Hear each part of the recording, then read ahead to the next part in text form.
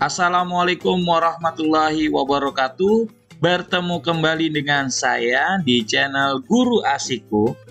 Kali ini saya akan membahas terkait dengan pertanyaan teman-teman di kolom komentar. Tentang apa tuh? Ayo, tentang apa? Sebelum saya berlanjut, yang belum subscribe silakan subscribe, yang belum share nanti di share ya dan di like, agar saya tetap bersemangat untuk memberikan informasi-informasi terkait dengan pendidikan di channel ini, gitu ya. Teman-teman, langsung saja kita akan membahas terkait dengan kemampuan akademik berdasarkan rata nilai rapot 75% dan persentil rata nilai rapot 25%. Ini yang mau dibahas yang di mana ini, Pak? Ini yang mau dibahas adalah terkait dengan afirmasi prioritas kedua, gitu ya, untuk di jenjang SMA. Teman-teman, di sini terlihat jelas bahwasanya di video sebelumnya saya sudah menjelaskan yang seleksi ini, 4 komponen ini. Ya, kuotanya hanya 30% loh, teman-teman. Yuk kita ulik bareng-bareng ya. Di sini, teman-teman, dalam seleksi afirmasi prioritas kedua, wilayah PMB prioritas itu menjadi urutan pertama, gitu ya. Terus juga di sini kemampuan akademik itu berada di kedua. Setelah itu urutan pilihan sekolah ada di ketiga. Yang terakhir adalah waktu mendaftar. Sebelum saya menjawab yang ini, saya akan membandingkan terlebih dahulu dengan PPDB tahun 2024. Begitu ya teman-teman, agar paham teman-teman semuanya. Yuk kita lihat PPDB 2024. Oke teman-teman, kita masuk di PPDB 2024 ya. Jalurnya sama ya, yaitu jalur KJP Plus, Mitra Transjakarta, PIP, dan DTKS gitu ya. Ini di SMA. Lanjut ya teman-teman, kita akan membahas apa perbedaannya. Perbedaannya di sini sangat jelas gitu ya. Bahwasanya untuk di tahun 2024 memang benar ya, di sini prioritas zonasi merupakan bagian pertama sama dengan yang di SPMB 2025, yaitu wilayah PMB prioritas merupakan bagian pertama. Yang membedakan di sini ialah di mana nilai indeks prestasi akademik ini ya adanya di PPDB 2024 masuk di dalam barisan ketiga atau komponen ketiga. Sedangkan kalau kita mengacu kepada Juknis yang ada di SPMB 2025, di sini adalah kemampuan akademik ya ada di komponen kedua. Gitu ya teman-teman, sehingga urutan pilihan ini berada di urutan ketiga. Gitu ya untuk SPMB 2025. Kalau PPDB urutan pilihan sekolah itu menjadi yang kedua gitu ya, komponen kedua. Tetapi kalau yang tadi yang saya sudah sampaikan di SPMB 2025, urutan pilihan sekolah itu menjadi komponen ketiga. Gitu ya. Nah, di sini teman-teman, yang terakhir adalah yang tidak berbeda antara tahun sekarang dan tahun 2024. Bahwa waktu pendaftaran merupakan komponen keempat. Sampai sini jelas ya teman-teman. Yang nggak ada berubahnya itu adalah di mana teman-teman ketika masuk kepada SMK. SMK tahun sekarang dengan tahun lalu sama. Ya, indeks prestasinya ya akademik itu di tahun 2024 adalah komponen pertama. Ya.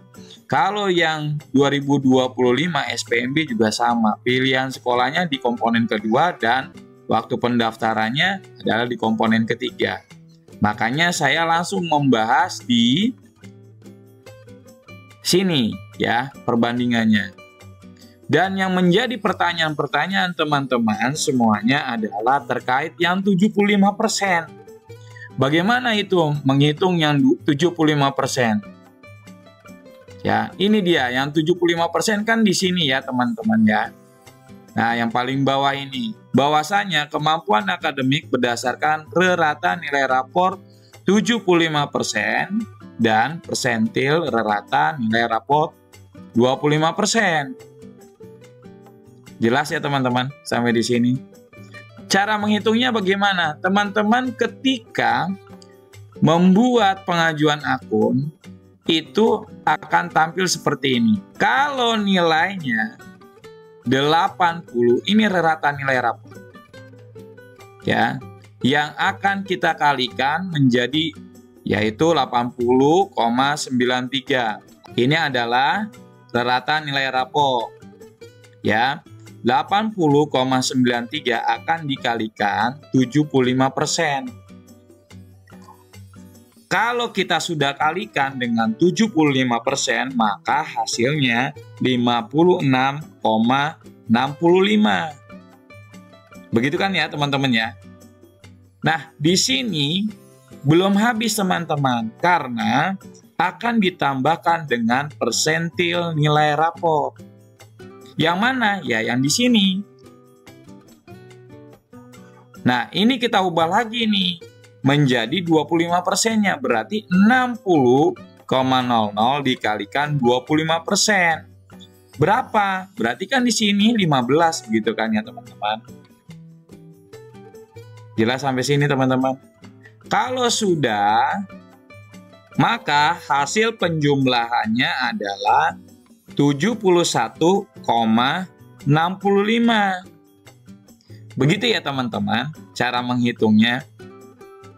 Nah, bagaimana kalau misalkan ini persentil nilai raportnya adalah 60. Kalau yang 100, ya sama saja. Ya, sama saja. Dikalikan seperti kayak tadi.